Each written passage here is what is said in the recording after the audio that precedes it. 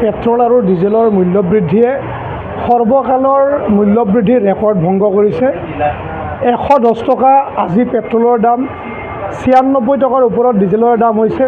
গতিকে যেতিয়া পেট্ৰল আৰু ডিজেলৰ মূল্য বৃদ্ধি হয় আৰু সেই মূল্য বৃদ্ধিয়ে সকলো ধৰণৰ সামগ্ৰীকে চুই যায়, গতিকে আমি দেখিছোঁ যে আচলতে মূল্য বৃদ্ধিয়ে সৰ্বসাধাৰণ ৰাইজক একেবাৰে কঙা কৰিছে।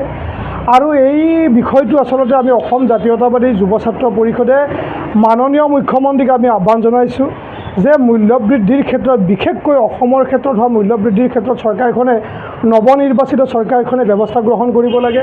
ইতিমধ্যে বিভিন্ন ৰাজ্যত নিৰ্বাচন হৈ যোৱা তামিলনাডুত আমি দেখিবলৈ পাওঁ যে তামিলনাডুৰ মাননীয় মুখ্যমন্ত্ৰী মহোদয়ে সকলো জনসাধাৰণলৈকে 200 ইউনিট বিজুলী প্ৰতি মাহতে তেওঁ বিনামূলীয়া কৰাৰ কথা ঘোষণা কৰিছে।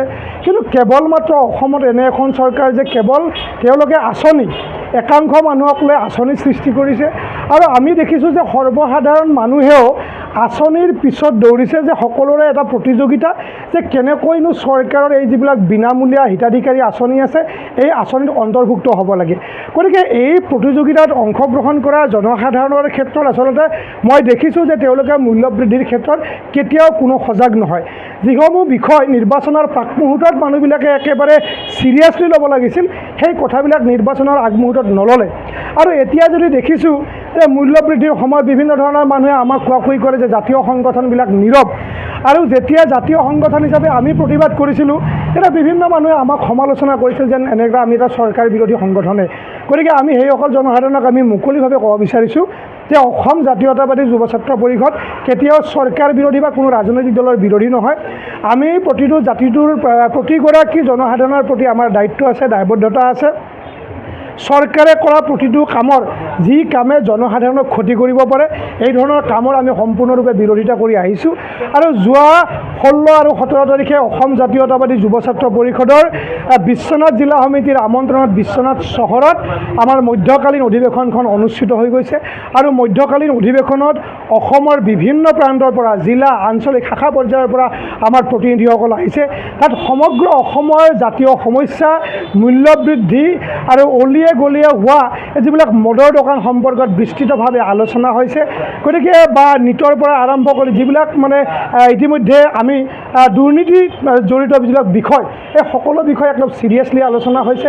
আৰু আমাৰ সন্মানীয় সভাপতি মহোদয়ে পতাকা উত্তোলন কাৰ্যসূচী ৰূপায়ণ কৰি অসম চৰকাৰলৈ আহ্বান জনাইছে যে গলিয়ে হোৱা যিবিলাক মদৰ দোকান, এই মদৰ দোকানসমূহ বন্ধ কৰিব লাগে বা বিভিন্ন ধৰণৰ নিচাজাতীয় সামগ্ৰীৰ যি মুকলি বজাৰ, এই মুকলি বজাৰ বন্ধ কৰিব লাগে। যি মুকলি বজাৰৰ জৰিয়তে আমাৰ নতুন প্ৰজন্মক একেবাৰে পংগু কৰা হৈছে।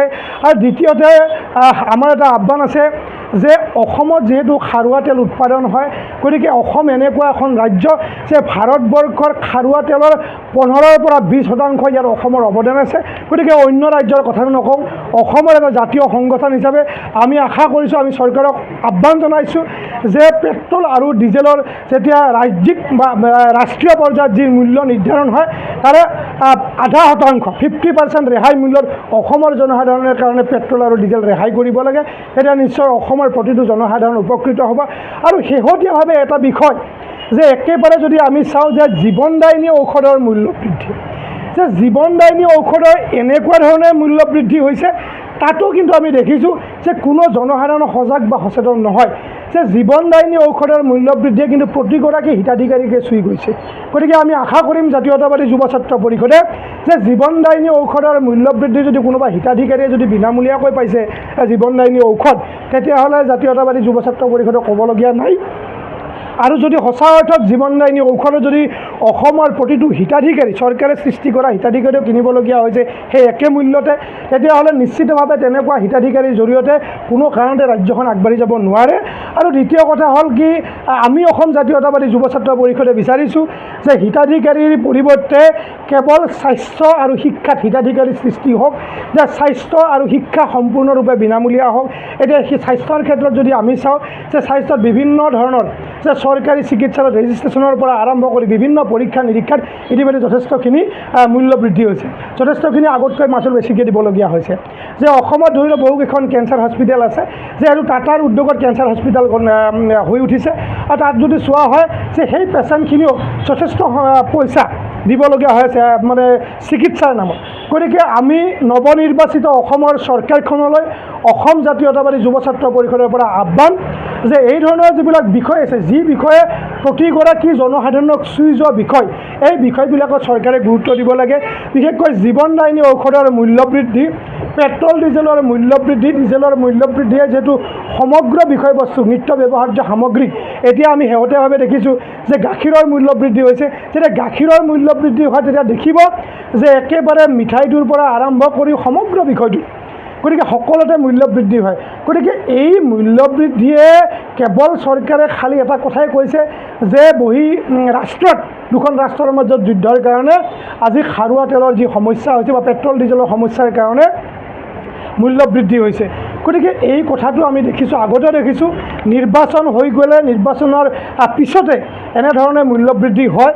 গতিকে যদিও যুদ্ধৰ কথাটো আহিছে, তথাপিতো আমি ভাবোঁ যে যুদ্ধটো একমাত্ৰ বিষয় নহয়, যে নিৰ্বাচনৰ পিছত কিন্তু এই মূল্য বৃদ্ধি হোৱা যিটো পৰম্পৰা, এই পৰম্পৰাটো এইবাৰো হৈছে। গতিকে আপোনালোকে দেখিব 110 টকা যদি পেট্ৰলৰ দাম হৈছে, কিছুদিন পিছত হয়তো পেট্ৰলৰ দামটো কিছু পৰিমাণে নিয়ন্ত্ৰণ কৰিব, আৰু নিয়ন্ত্ৰণ কৰিলে কি হ'ব, 5 টকা 3 টকা 4 টকা বা 7 টকা, মেক্সিমাম 7 টকা হয়তো কমিব। তেতিয়া কিন্তু আপোনালোকে চাব যে 103-4 টকা এটা দাম কিন্তু এটা ফিক্স হৈ যাব। গতিকে এই কথাবিলাকে সকলো অসমৰ প্ৰতিগৰাকী জনসাধাৰণে এই বিষয়বিলাকত চাব লাগে। আমি কোৱা নাই যে ৰাজপথৰ আন্দোলন হ'ব লাগে, কেৱল ৰাজপথৰ আন্দোলনৰ সমস্যা নহয়, যিহেতু ৰাজনৈতিকভাৱে নেতৃত্ব দিছে আমাৰ যিখন চৰকাৰে খিলঞ্জীয়াৰ চৰকাৰ বুলি কয়, যিখন চৰকাৰে সৰ্বসাধাৰণ জনতাৰ চৰকাৰ বুলি কোৱা। গতিকে এই চৰকাৰখনৰ নিশ্চিতভাৱে দায়িত্ব আছে যে অত্যাধিক মূল্য বৃদ্ধিয়ে জনসাধাৰণক কঙা কৰা এই যিটো পৰম্পৰা, আৰু এই ধৰণৰ মূল্য বৃদ্ধি হ'লে অসমত কিন্তু বহু মানুহে আত্মহত্যাৰ দৰে পথ কিন্তু বাছি ল'ব লাগে। এজিএছচিবিৰ পৰা কিবা কাৰ্যসূচী গ্ৰহণ কৰা হ'ব? না, আমি অহাকালি আজিয়ে আমি এই বিষয়টো আপোনালোকৰ জৰিয়তে ঘোষণা কৰিব বিচাৰিছোঁ। ইতিমধ্যে আমাৰ কেন্দ্ৰীয় সমিতিৰ সন্মানীয় সভাপতি মহোদয়ৰ লগত আমি আলোচনা কৰিছোঁ, উপদেষ্টাসকলৰ লগত আলোচনা কৰি আমি অহাকালি প্ৰাৰম্ভিকভাৱে আমি অসমৰ নৱনিৰ্বাচিত মাননীয় মুখ্যমন্ত্ৰীলৈকে আমি স্মাৰক পত্ৰ প্ৰতিখন জিলা, সমজিলা, জিলা আয়ুক্ত আৰু সমজিলা আয়ুক্তৰ জৰিয়তে মাননীয় মুখ্যমন্ত্ৰী মহোদয়লৈ আমি স্মাৰক পত্ৰ প্ৰেৰণ কৰিম। আৰু তাৰ পৰৱৰ্তী পৰ্যায়ত যোৱাকালিৰ পিছতে আমি এক দীঘলীয়া কাৰ্যসূচী আমি ঘোষণা কৰিম। গতিকে অহাকালি ৰাজ্যজুৰি অসমৰ মাননীয় মুখ্যমন্ত্ৰী মহোদয়ৰ প্ৰতিখন জিলা সমিতিয়ে, যুৱ ছাত্ৰ পৰিষদৰ প্ৰতিখন জিলা সমিতিয়ে জিলা আয়ুক্ত আৰু সমজিলা আয়ুক্তৰ জৰিয়তে মুখ্যমন্ত্ৰী মহোদয়লৈ স্মাৰক পত্ৰ প্ৰেৰণ কৰিব আৰু মূল্য বৃদ্ধি ৰোধ কৰাৰ ক্ষেত্ৰত